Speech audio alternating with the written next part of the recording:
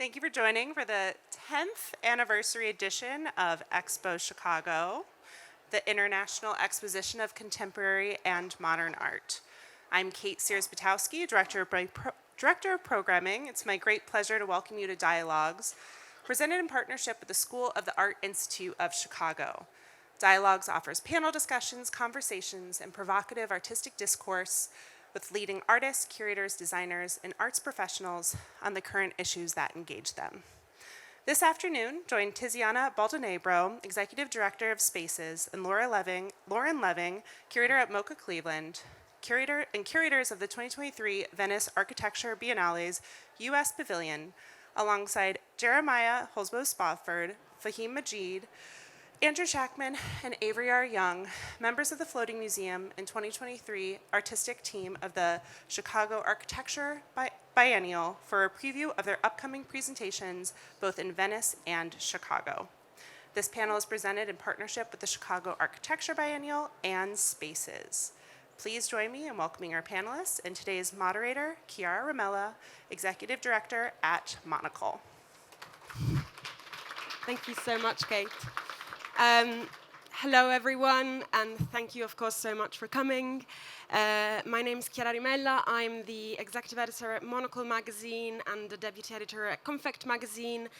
Monocle is a monthly title with main offices in London and in Zurich, with bureaus in Toronto, Los Angeles, Hong Kong, and Tokyo.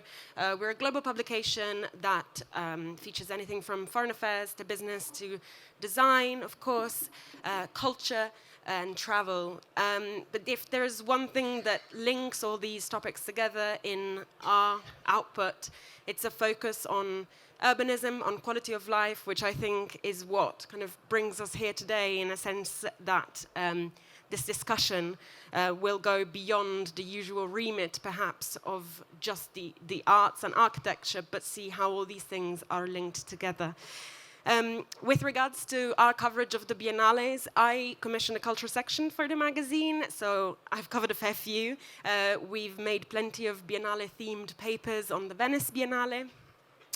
And we, I guess, in 2017, we ran a story that was titled The Future of the Biennale. And at the time, we didn't really come to any conclusive answer. We're going to try and come up with some answers today. I'm not sure how conclusive they will be, but we shall certainly try.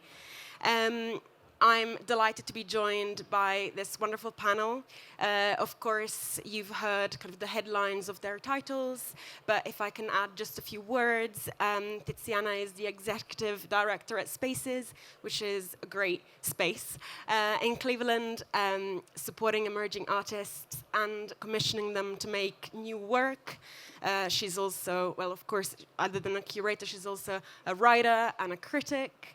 And she is going to be co-curating the US Pavilion exhibition at the Venice Biennale with Lauren, who is the curator at the Museum of Contemporary Art, Cleveland, and is also a writer. And I think that it would be really interesting to hear directly from them what to expect from the Venice Biennale Pavilion.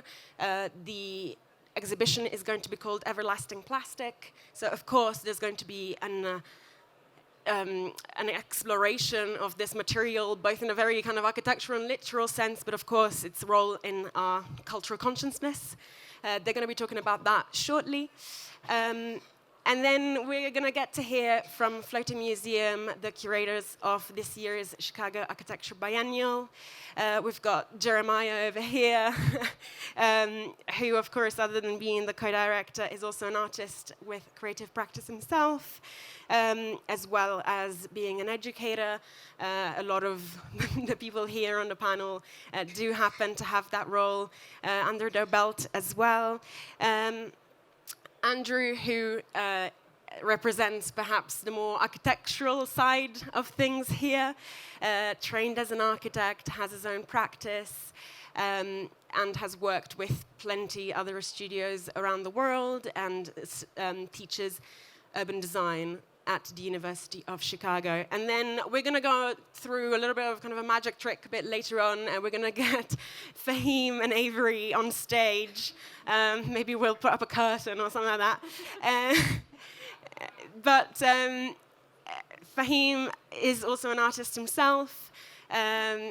I guess juggling the creative practice with the curatorial practice, and again, someone who has put the role of kind of community building at the center of lots of his activities through the years. And Avery, I guess, polymath, that maybe many of those who are based here in Chicago will already be familiar with, but anything from kind of former poet, musician, and also, of course, with a great role with the community and teaching new generations creative writing and drama. So plenty of disciplines covered by all of the people on stage, but we're gonna try and unpick all of them. I guess after we'll hear about the theme of this year's biennial, which starts in September, as many of you will know, this is a rehearsal, so we'll get to unpack that in due course. We'll have time for a panel discussion between all of us, because ultimately we want to go beyond the specific, I guess, concepts of these two events and really reflect on whether there is a role for the Biennale, what role that is moving forward here in Chicago and around the world. And of course, at the end, we'll have time for a Q&A session with the audience. So please, if you have any questions, do raise your hands in due course, and we'll get a microphone to you. So, without any further ado, I'd love to get Tizziana and Lauren to give us a bit of an introduction to what's in store for the US Pavilion. I mean, it starts on the 20th of May, so they're going to get to Venice pretty soon. So it's happening quite soon. Can you tell us more? Yeah, T-minus 1 week before we head out. Thank you so much for that lovely introduction, Chiara, and for putting so much thoughtful work into this conversation. We really do appreciate it, and we're really grateful to be in this conversation today, especially with Floating Museum, whose practice is so beautifully rooted in Chicago. Lauren and I both have very deep connections to Chicago, she being from here. I went to school, lived here. So I'll start off by sharing a little bit about Spaces. Spaces has been around since 1978.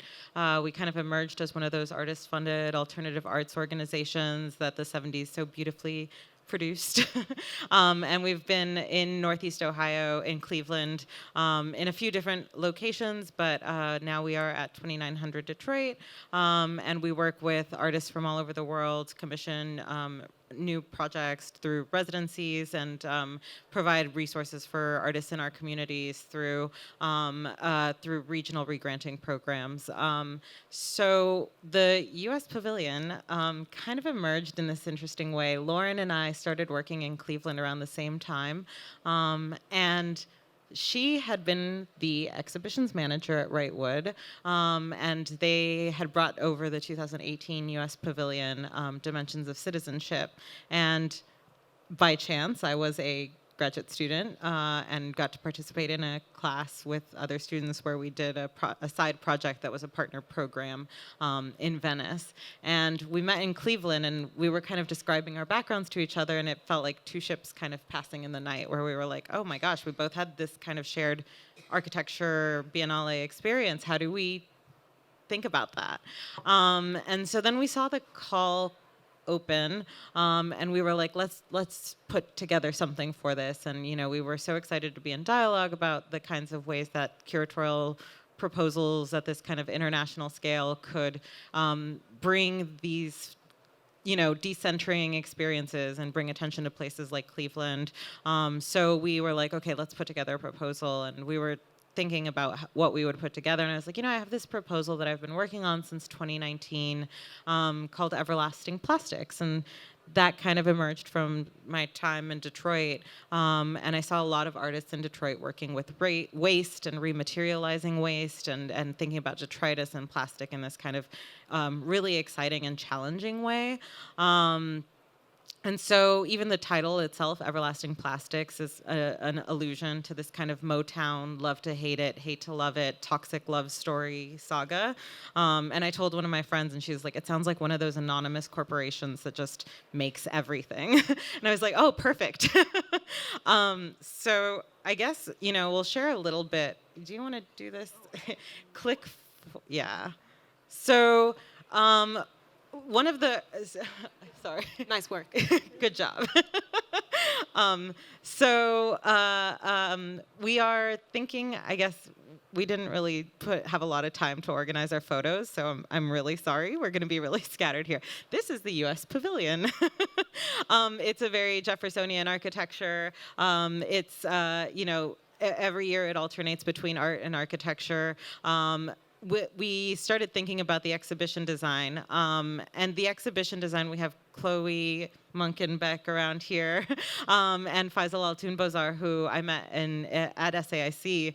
And they started thinking a lot about these kinds of systems of plastic, like the production, but also the aging. And so these two diagrams keep coming up again and again as like some of the favorite things that we're thinking about, like, materially and socially, because I think what we're looking at is this kind of interesting connection that we have through the sort of like longevity of plastic. And it's also, it's sort of like dual harm and, this kind of everydayness of it all, this kind of relationship that we have with it that starts to become almost like invisible. You stop seeing all of the plastic that's all around you, or the way that plastic is embedded in your life. So I don't know what photo is next. Oh, okay. So we're working with 5 designers, artists, and architects, and all 5 of them bring very unique perspectives.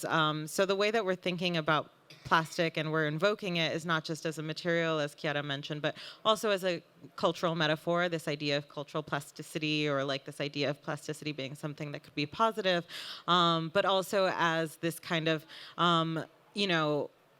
the sort of duality of plastic, right? That it is both this thing that's slowly killing us, but at the same time, it's also, as we saw in the pandemic, the way that the emergence of single-use plastic masks and gloves and all of these other materials started to really like be saving us. And so we thought a lot about that duality, and also, the other sort of like affirming ways in which plastic creates these conditions for folks to be in the world. We thought about like trans bodies or queer bodies or disabled bodies, like how like body binders become really important in those scenes. And so we really wanted to expand the conversation through that sort of critical lens of like, how do we talk about a material that we know is killing us, but is also allowing us to live in the way that we want to live.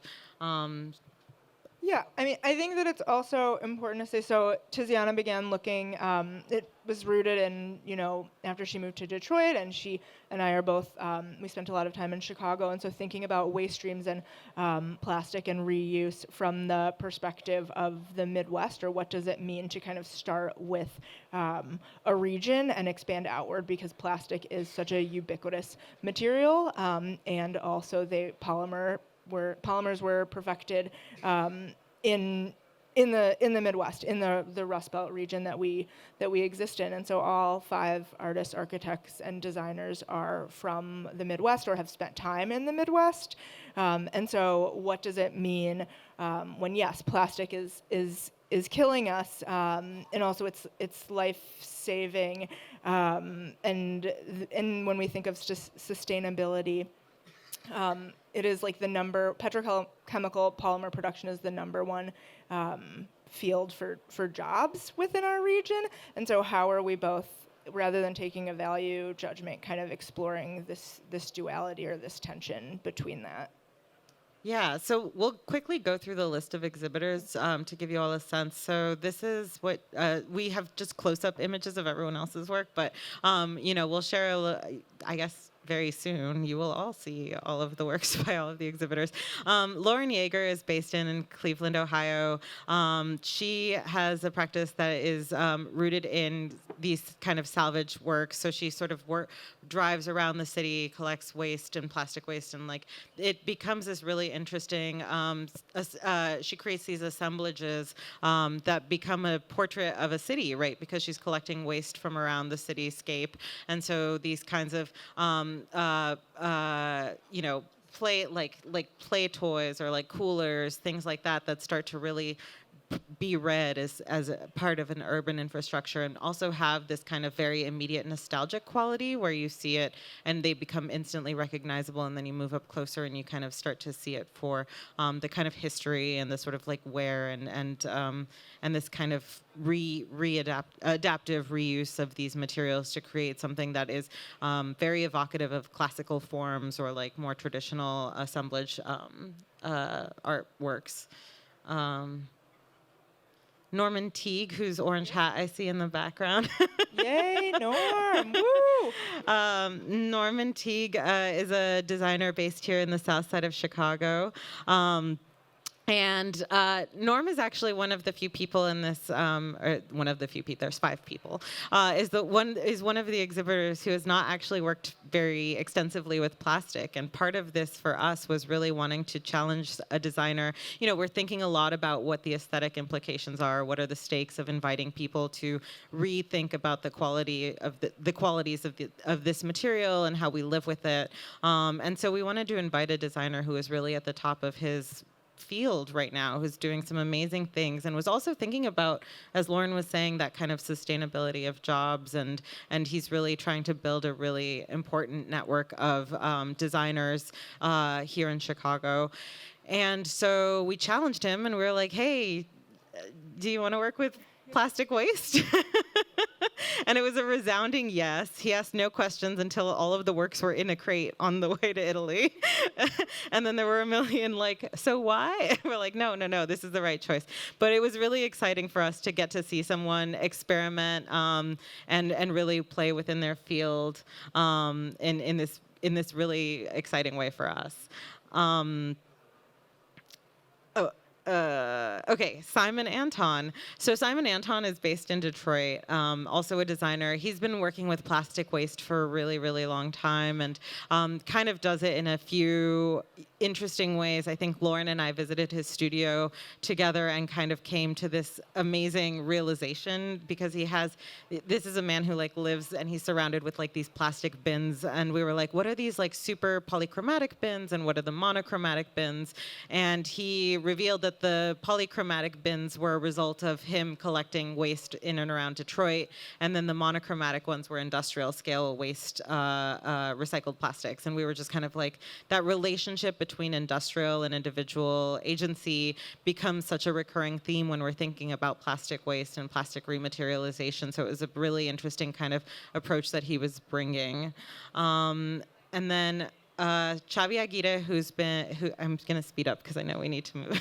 But Xavi Aguirre, who is now based in Cambridge, but they were based in University of Michigan when we met, and they had been thinking a lot about this kind of aesthetics of plastic, and they're thinking in this instance, this notion of proofing, of like waterproofing, of body proofing, and the sort of ways in which these kind of like situations of protectiveness are almost all rooted in plastic in some way, and like these epoxies and sort of like latexes and stuff become the things that are hardest to even imagine a way to recycle or to rethink. And so they're thinking a lot about the deployment of it, but also introducing these questions of sexuality, of gender, of body, and its relationship to structure, and then going backwards, maybe? Oh, I can't just go through? No, you have to go backwards. And then I think last but not least is Ang Lee, who I think was the first person who I had serious conversations about waste with at SAIC. She was a visiting professor, and now she's based in Boston. But really, again, thinking about these kinds of large industrial scales of waste. And so she was working a lot with, in this case, she's working a lot with expanded polystyrene, which has a really interesting connection when we think about its relationship to mass and volume, which I think is really something that architects think a lot about, that kind of tectonic quality. So these are actually compressed polystyrene bricks that weigh as much as a brick, which I think is really something that we are struggling with, because when we're telling people, yeah, we have 6,500 pounds of polystyrene, they're like, what? And I'm like, yeah. But it's been really amazing because she has this incredible breadth of research, and something like 30% of our landfill is expanded polystyrene because it's so difficult to recycle and to compact. And so thinking a lot about that kind of relationship between scales of waste and consumption is something that I think we're really reckoning with in this exhibition. And then if you just want to fast forward, and we can show people our little brand identity so everyone can get a final flavor before we toss it over to you fine folk. So May 20th, it's next month. It's pretty soon. Yeah. Yeah. Coming in hot. Thanks so much for that. I think one of the things that is becoming quite apparent, and that we were chatting about just before coming on stage as well, is how obviously we're having this talk right here inside an art fair, and we're talking about, in theory, to architecture, biennales, biennials, but clearly the interplay between disciplines is what makes these moments really interesting and actually worth moving on. The model of the Biennale, where 1 year it's art and 1 year it's architecture, but maybe the two can kind of bleed into each other a little bit more. Well, over to you, guys. I'm going to DJ and Andrew's going to start it off. Thanks, everybody, for coming.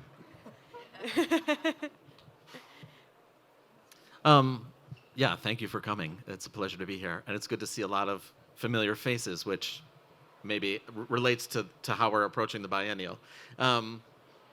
First, I would say that as a collective with multidisciplinary background, we question our disciplinary boundaries. And in the same way, if you get an assignment like a biennial, we were just coming off a show at the Art Institute in the photography department, but none of us are photographers. So we had to find a way to frame that. In the same way, when you get an assignment, I guess, like a biennial, you have to think about the form of biennial itself. And so partly our approach is to question that a little bit. A lot of biennials have sprung up around the world as it's this form that's emerged in the last 20 years.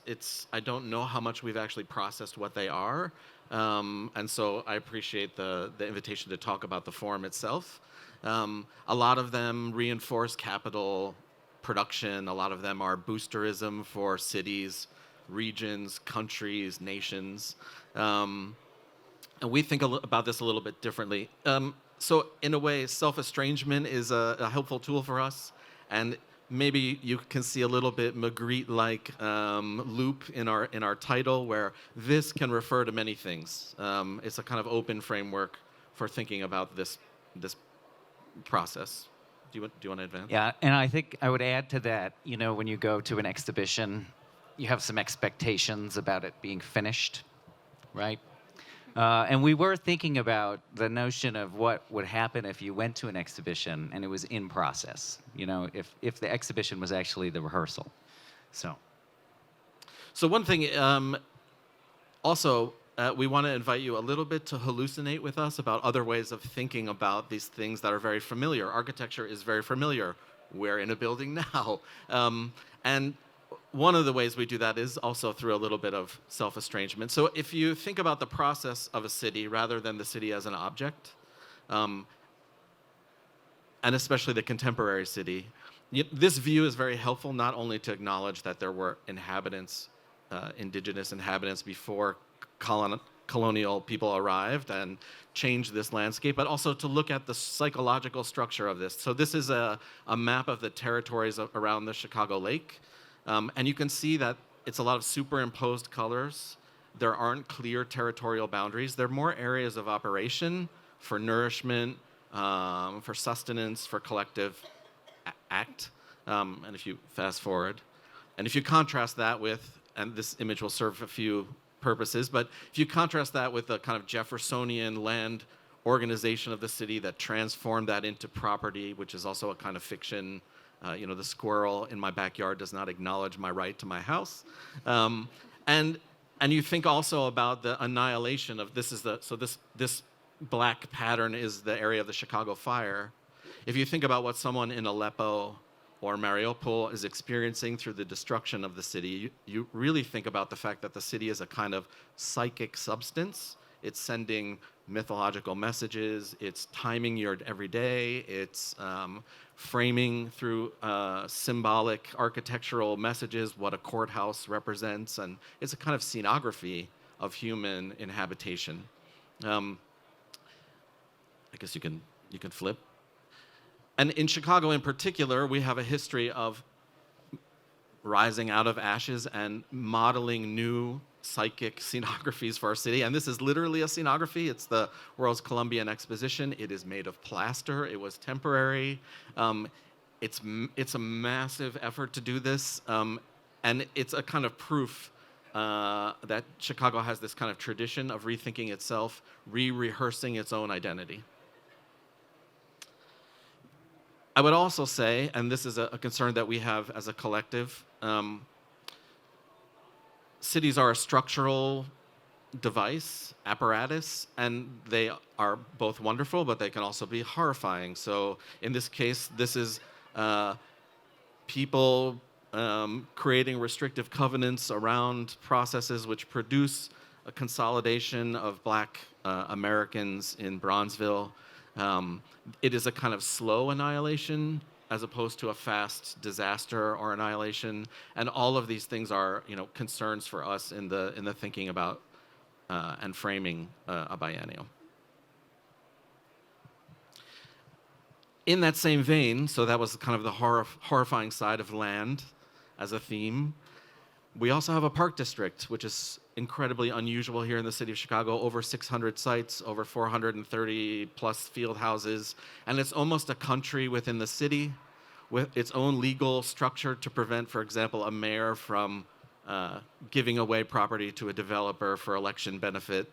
It's preserved somewhere between a kind of democratic government realm and a privatized realm. It's a double-tiered hierarchy in Chicago. It's super unusual, and it's really where we got a lot of our start thinking about how to intervene in the city as an art practice. This is also a way we're thinking about horizontally, thinking about the biennial as a horizontal practice, and thinking about the biennial as an opportunity to work with the city to produce the biennial instead of for the city to produce the biennial. In this room, if you look around, there are a lot of our friends and colleagues all producing the city with us. We are not alone in doing this. There are 10 million people in Chicago and 80 million people in the region producing the city at the same time. So in a way, we're choreographers, not authors of the city.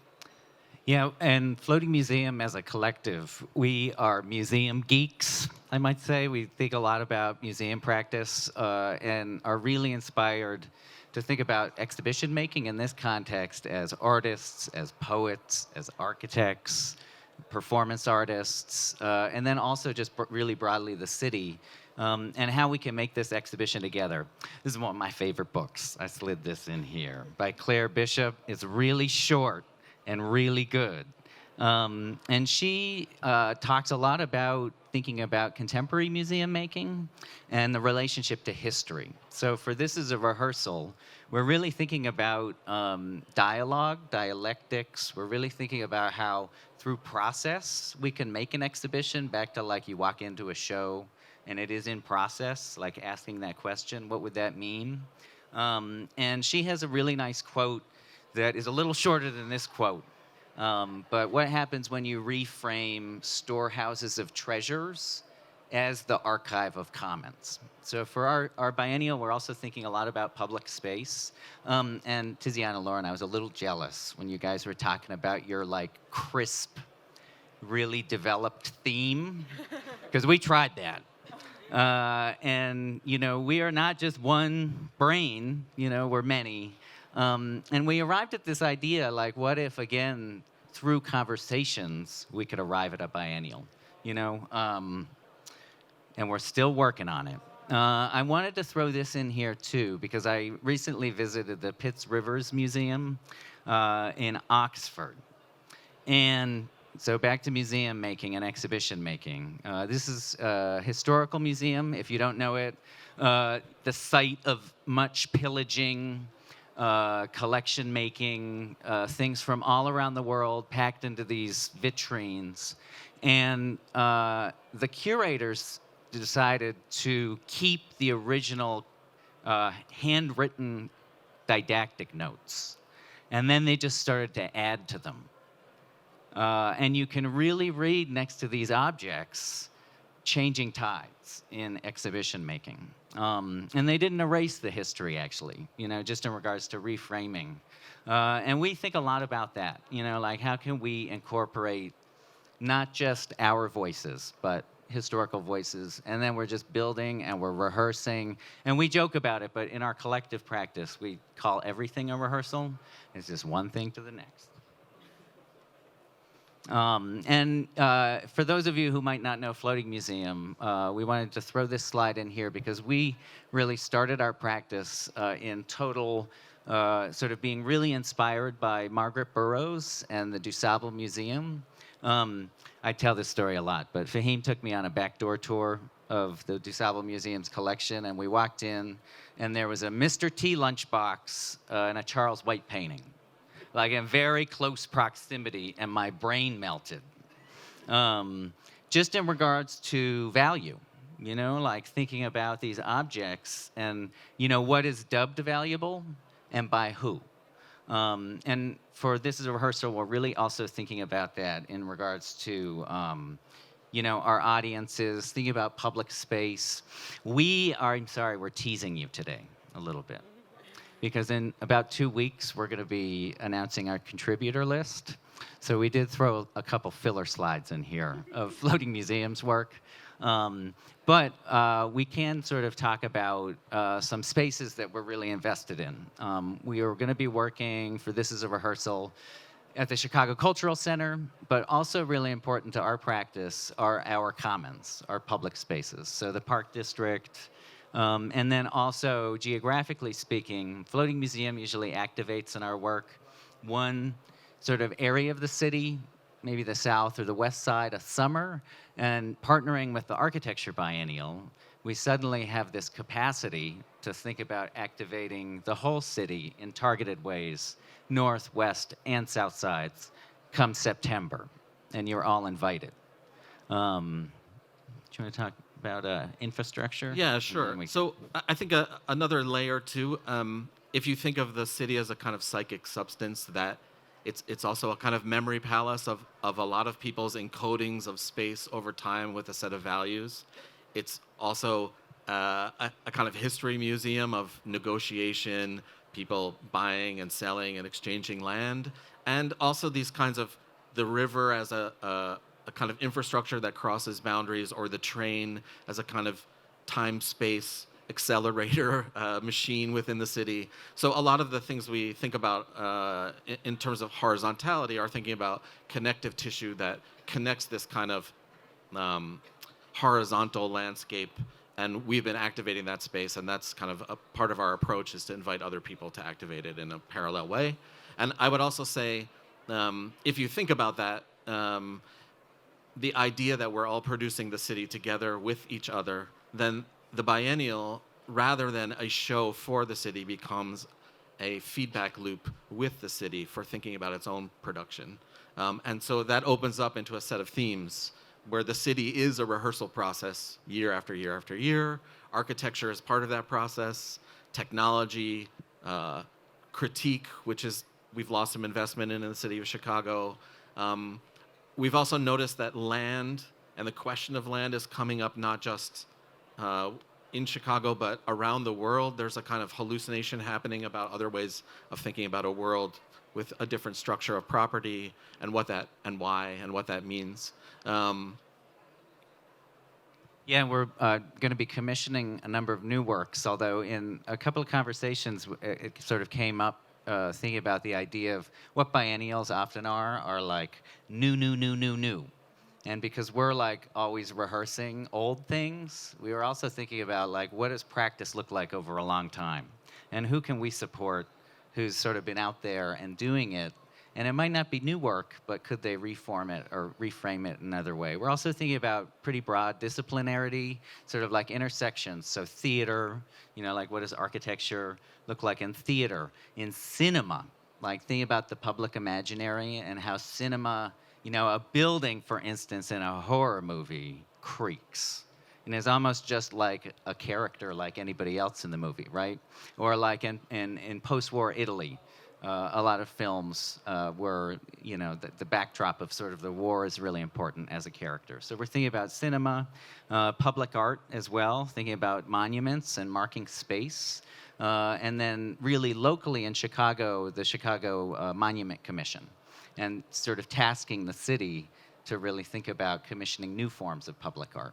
So those are a couple of our themes that we're working on. And I would just say one last thing. A lot of times the biennial or biennials often involve architects, urbanists, urban planners talking to each other. And we're really interested in expanding the audience that participates in a biennial because it is the entire population of a city that produces the city. So it's critical that the audience is bigger to talk about that. I would also say part of that is thinking about architecture as a metaphor, which I think is widely accepted. We talk about IT architecture. We talk about the architecture of plays. We talk about the architecture of poems. And so it opens up a more expansive view of what we're thinking about in terms of architecture and how that expresses itself, and opens up more entry points for people to begin to participate in this process called biennial. We're so going to wrap up in a second. But Andrew, we didn't rehearse this. But if you had to say what star sign the Chicago Architecture Biennial will be, what would you say? Wow, all right. Yeah. You're really asking me to self-estrange. Avery and Faheem are shaking their heads at me right now. But we're going to go with this. Just bear with me for 1 second. Star sign. I'm not good at... So the biennial runs from September to December, January, beginning of January. Opens, Jack, the 21st of September. I hope you're all going to be there. And yes, December is Sagittarius. So Andrew, I asked, because I was talking to last night at a very great expo party to somebody, and I'm not very, star signy. He was telling me all about Sagittariuses and how they are concrete dreamers. I'm a Sagittarius. Are you? Me too. And actually, so yeah. This means my mother is a Sagittarius. So this means okay. So there's some Sagittarius in the crowd. So I just want to also say that we hope that this is a rehearsal, might be a little Sagittarius, and think a lot about concrete dreaming. So pragmatic, what can we actually get done? What can we actually get built? And then dream a little bit. Thanks for being weird, Jeremiah. Appreciate it. That was very concrete. Thank you so much. It really felt like a dream. No, that's wonderful. And I think that I would like to step off one of the crucial themes that you've just been talking about and politely ask you to leave so that we can get the new guard in. Sagittarius, huh? Like, what is he doing? They like to hog the chair. Those Sagittarians. But I think that just a simple thing that Andrew said, we're not making this event for the city, but with the city. And thinking about the kinds of meanings that even just the idea of beyond the Biennale can have. Let's start with an idea of time. We've talked so much about duration so far. What does it mean to go beyond the Biennale in terms of what's left behind? Are you donating something to the city? And then what happens to that? Who takes care of that? Is the Biennale something that can go on past its finish date? And what happens after, the exhibition sign goes down? I think that's some things that we're definitely thinking about. It's like the impacts And I think it's, not to beat a dead horse, but in this sense, this idea of rehearsal, some of the ways we think about museums, is that long time question about how can we get more diversity in the museums, right? It's this question. But when the people make the museum and they are the museum, they're always in it. So that's why we think about the city as museum. So in a lot of ways, this is a great opportunity for us to have international exposure, and we're really thinking about our network of Chicagoans and people that are our floating museum. We're just the ones that run, but the floating museum, it's a network. A lot of our floating museum is in the room. We see it as our family. So we're also thinking about ways that it can have impact locally. So sometimes that means aligning with things that already exist. We have a set of resources, networks that we can align with, things that would go before the biennial, and then beyond as well. And then the biennial will come back again, and then there's a way to tap into it. There are partners like the Inglewood Trail that have already been engaged with the biennial. Now we're going to be talking with them again, and hopefully again and again and again and again in various ways of figuring out how to grow on those things. So some of these projects, we're hoping to continue working with the biennial beyond it, maybe not as a curator, but as a participant, a collaborator. We see that as a part of our network to support future generations of people coming through. So yes, there's a green footprint. Biennials can be traditionally known to be very wasteful. I was giving this example of how, we've met some amazing designers and architects around the world that are thinking about ways to engage communities, thinking about really expensive housing. But then when you pack that housing up and you ship it across, you're moving from a $500 house in India to a $30,000 shipment. Like, we can just build a bunch of houses in India. So maybe it's a set of blueprints, maybe it's a set of plans, maybe there's some ways we can collaborate to realize something that can not only be here, but can maybe think differently about it. So also the carbon footprint is really important to us as well.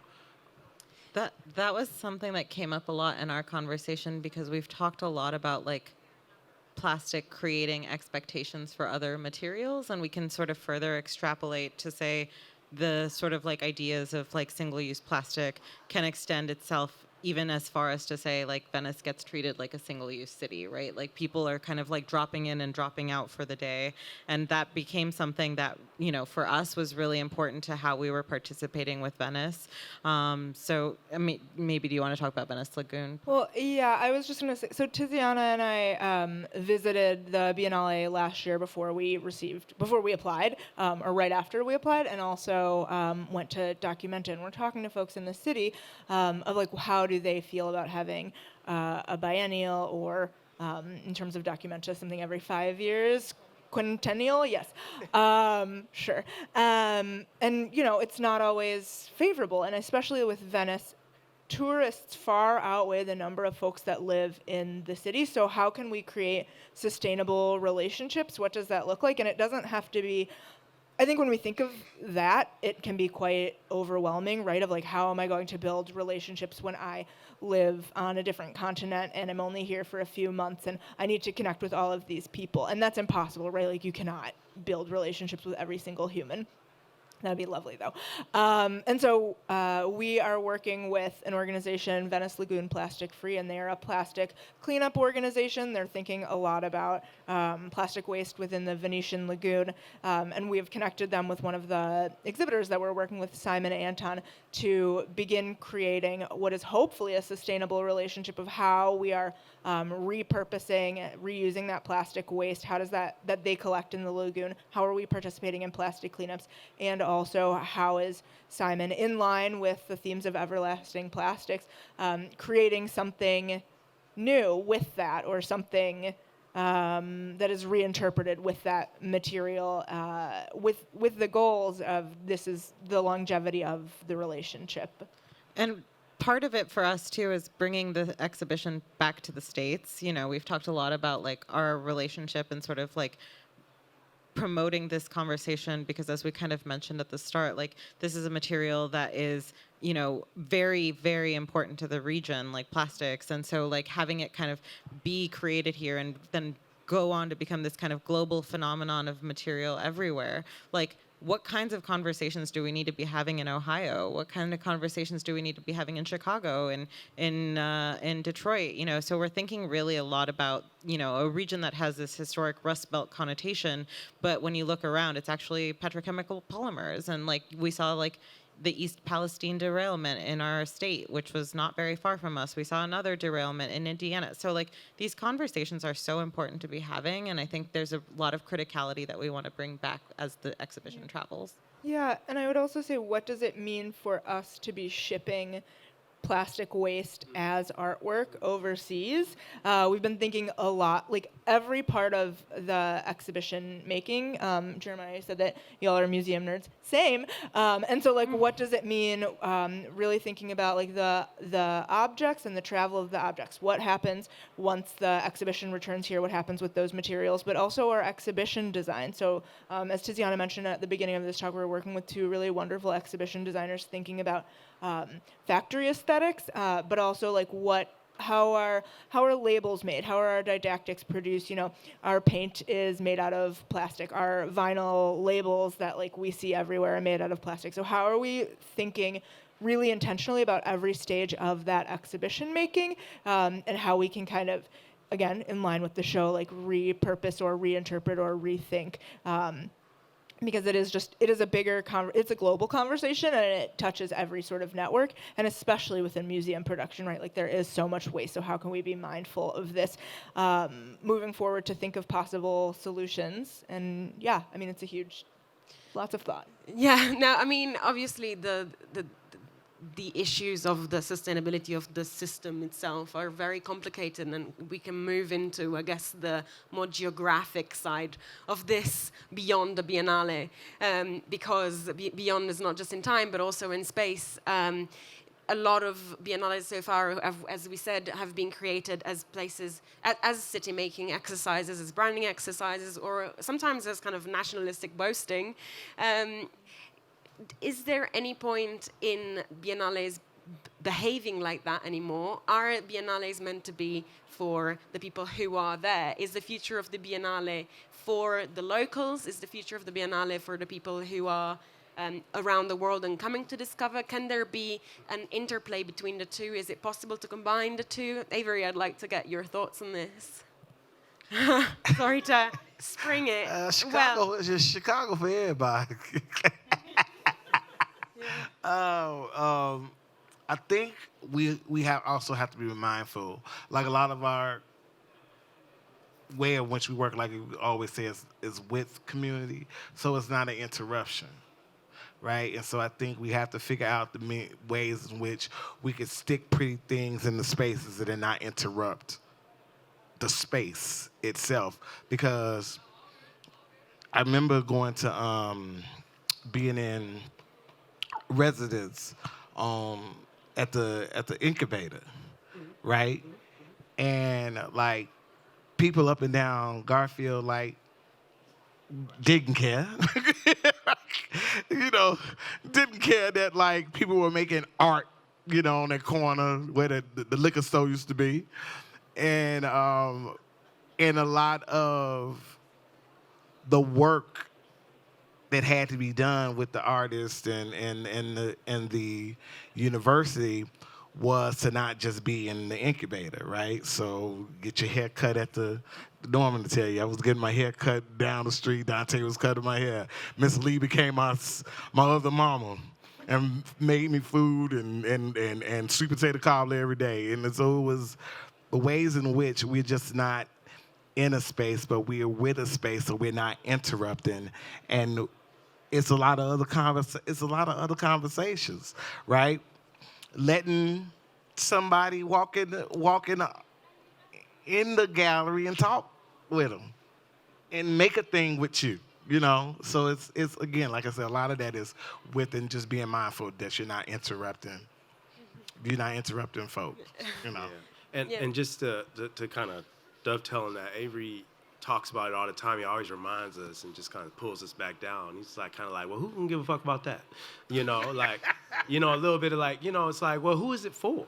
Like, literally, like I think that's a lot of it, and understanding sometimes in our mind when we say audience or even community, that we preload these things about, we have these ideas of what they are, and really understanding that sometimes you're just not the center of that area. The building, the architecture is supposed to foster community. It doesn't always have to be the point. And sometimes being invisible is as important, being a part of it, sitting in the audience versus sitting on the stage. Sometimes there's an active way of listening and finding the people who have already done that. So to your point, like, it's not possible to work with everybody, but you can work with people who work with everybody. So it's like, it's not just about what you're making, but identifying what the people are doing that are making. And sometimes that person who is making that shiny thing that's outstanding may not be the right person, but this person who is still working through it, trying to figure it out, has a different set of interests coming with them. And I think that's, Because it's a real question. It's not, I mean, I ask it because it's a real question. It's a question that you have to, like, talk about. I'm a poet at the base, right? And I come from a Baptist church, too. And so when somebody says, have you got good religion, they expect people to say, certainly, Lord, back at them. And then there's this kind of understanding that I'm talking to you, you talking to me, and when you're saying something that I'm not rocking with, you don't get an amen. And you have to really, really, really pay attention on how you gonna get an amen from motherfuckers. It's just how it works. So you have to really be. I'm saying it, Jeff. I'll try not to say motherfucker today. But anyway, on the stage. But anyway, but it's a real question. It is a real question that when you put this 2-story inflatable up in a park, somebody's gonna walk past and go, why is that here? I got to walk around it when I normally just cut through the vacant lot. So why is it here? And then if you really can't answer that question, you don't get any buy-in. You don't get a community that now owns the object, right? If you can't answer that question, if you just on some, it's just art and it's deal with it. In the spirit, you'll get dealt with. in the spirit of getting the community in and not being just stage versus audience and asking questions, it is just about time to open up the floor to people if you would like to contribute, please. It seems the real question on materials and space is, why are we not choosing living things? Once upon a time, we didn't have plastic, so we didn't have trash. We have choices. We can choose garments that made of cotton and wool, which are living things that can go back to the earth and generate more life. And then you don't have junk that you glorify in art, but like the Navajo, you walk in beauty. And I hope you each find a way to do that. Would you like to take this? Lauren, would you like to take this? Yeah, I think it's point? really interesting that you say that. I'm working on a different project about materiality, and then you said living things, but then you also get into the conversation of this is not vegan, and there's also a kind of an alternate perspective, which is something that I've been having. So how are we supporting these living things when plastic is fully synthetic and also vegan? So if you are vegan or you're thinking about living things, maybe you're going to wear rubber tennis shoes, but you're not going to wear leather shoes. So I think it's just it's a really complex, yes, there's junk, and also thinking about how we're supporting our ecosystem, and there's no simple answer, or there's no answer. Right, because farming cotton is also a very huge process, and I think it takes 20,000 uses for a cotton bag to actually become carbon neutral. And so, we were also talking a lot about bioplastics, which are made from living things as well. And so this idea that bioplastics would, like our landscape is, especially in Ohio, decimated by like soybean production, and agrochemical runoff is the number one thing killing the lake. And so there's a really careful balance, and I think we're really kind of trying to highlight that, like the real complexities, because plastics were popularized because they were a solution to these kind of colonial practices of killing rhino for horn, right? And then producing buttons, and that was coming from living things. And it was a very extractive practice. And so plastics democratized material. They made combs readily available at the store, so you didn't have to like find a rhino to kill and carve your horn out of a tusk of an elephant. And so they became this opportunity for us to democratize objects. But now we are at this place where there's just too much of everything. So it sort of extrapolates, like, how do we go back to this kind of method of caring that's not necessarily plastics are bad, but rather how do we preserve the things that we have and learn to take care of them better so that we're in better dialogue with how we consume. And that's, I think, really at the heart of the way that we're thinking about this this exhibition. And I just really quick, as my collaborator would have said, we've been going around the world and we've been talking half an hour Zooms all over, and we're finding all these amazing people all over the world with a similar hallucination. That's an Andrew-ism. As well, and that's one of the exciting things, that as interested as we are in the task of producing a show, we're actually interested in building networks of ways of just some of the most fascinating materials of living mold, mushrooms, interesting plastic. There's so much innovation, and there are people that aren't just out there, designers and architects that are client-driven. They want space and opportunities to make an impact, and we got to give them space and opportunity to really push our architecture and design world, and that's what a biennial can do. And it's really exciting to see it. I've been floored at some of the work that's happening in other continents. Mind-blowing. I think that thinking about materiality and even just the practicalities of putting on shows like this, taking trash to the other side of the ocean, can also be taken to a wider sphere, right? And so we can think about the proliferation of everything, including the biennales, like we were talking before. And so the question becomes, do we need another biennale? But there is a point in having the discussions through a biennale. So then we could talk about this for another hour and a half minimum. Unfortunately, we only have time for one more question from the audience. If there is someone who would like to contribute, here at the front. It's you. Yeah. I'm so loud. Thank you. Thank you so much for speaking with us today. And I am not a plant, but I was the former board president of Spaces. And one of the questions that I have is, one of the things we talked about, even at the inception of this idea, is how do we gain buy-in in Cleveland when it is a fact that the average black family of four makes $23,000? What does it mean when the poorest black area, East Cleveland, right? The architecture of East Cleveland is crumbling. So what does it mean to then, what are we bringing back, and how are you garnering buy-in from our communities there? Yeah, I mean, I think that also kind of goes back to the question of like, what is the value of the proliferation of biennials? And one of the things that I think we kind of were impressed by when we were in Venice was that we saw a lot of people who are, our age or like around our age range, and they're, like the Canadian Pavilion is talking about housing crises. The German Pavilion is talking about maintenance. And there's this kind of realization that we've had that like, hey, this is like, millennials are going to have a huge representation at the Venice Biennale this year. Like, we were all born into this kind of eco-nihilist kind of, like what is happening to our earth? It's all like, millennials have had it really rough.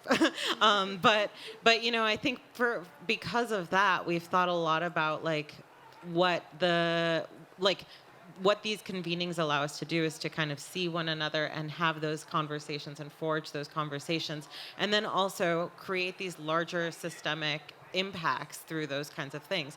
But in terms of what we bring back to Cleveland, like we're trying to generate conversations that aren't kind of so navel-gazy that it's only talking to our audiences or our art worlds or the architecture world, but we're inviting, we're working with Case Western Reserve University to organize a town hall that's going to be hopefully inviting the head of sustainability for City Hall, that's going to invite trash men to talk, that's going to invite, it's going to be these conversations that are happening at the civic level, and thinking really deeply about the civic relationship that we have and what it looks like to have that be something that we are all collectively thinking about, because when we talk about plastic pollution and plastic waste, it is disproportionately happening in Black and brown communities. And so for us, it's really important that that conversation come back and start to impact a civic agenda. And for you guys? I think a lot of times I trust in the idea that having these spaces and working with these various communities activates the greatest resource that communities have, which is their imagination. And so it's not about waiting on somebody to fix a thing, because we understand that when a thing is fixed, it's not necessarily fixed for you. Right? It's not necessarily fixed for you. It's fixed for somebody else, and it's kind of like the marker that you got to figure out somewhere else to stay, right? Because living is about to get a bit more expensive, and it's about to change. And when you activate the imagination of folks, then they begin to make those solutions for themselves and figure out the ways in which they stay or not. But it's through their activation and not necessarily some force by some particular municipal power or somebody's pockets and things of that nature. So a lot of that is really trying to figure that out, which I believe happens all of the time. We see it happen. We've seen it happen in Garfield Park when first it was like, "What y'all doing?" to why y'all taking them? Why y'all taking the signs away? Why you taking the art away? Right? We were, so we've seen that shift, because I understand that work or that level of work sparks that imagination, which is the greatest resource. And one thing about International Biennial, we came back from Ghana. I spent some time in Paris, in the suburbs of Paris, in residency with my good friends in Clichy-sous-Bois, Montfermeil. And yeah, the neighborhoods are changing. It's what's great about, not great, but just eye-opening is when I go to Ghana and I look at that same question, right? It's different sets of issues, but same problems everywhere you go. In Paris, as the suburbs are developing, So and then coming back home and seeing some of the same stories happening over and over and over. So I'm not necessarily saying that there's an answer. I don't know if there's I'm not, for us, we're not necessarily interested in producing an answer, but I'm interested in asking the right question and saying, I see you, we see what's happening, what can we do together, so that's real important to us in setting the stage to even have the question. But yeah, really, just super quickly, also, the biennial, our biennial at least, we're engaging municipal authorities, people who think about the shaping of the city and who are entitled to think about the shape of infrastructure and things. And one of the things about structural issues is that if you try to think about them theoretically, they return unexpected results that are sometimes worse than the structure that you were trying to repair. So the idea of a rehearsal is about, this is true in just theater. It's about seeing what the system does, and not necessarily implementing that through law, which becomes more permanent. But the biennial, I think maybe to answer your question about the biennial form, maybe it's a way of just rehearsing other ways of looking at structures and seeing what kind of returns they give to see if those are the returns that we really want. Sometimes today's answer is a horror later. This is like a 20th century architecture problem. And sometimes today's confusion is the answer to a question we haven't asked yet.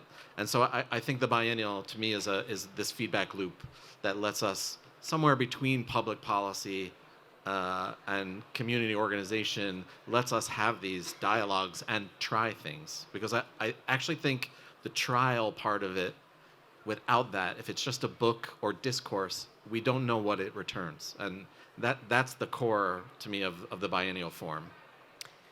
Right. Well, I feel like we did say that we couldn't have the definitive answer. We certainly didn't. Maybe this whole talk was a bit of a rehearsal as well. It certainly felt like rehearsing a few ideas about what could work. I just want to thank the whole panel for their really wonderful perspectives. I wish that we had 3 days to continue talking, but alas, we have to give off the floor. Thank you to the audience for staying with us. Thank you. Enjoy the rest of your days.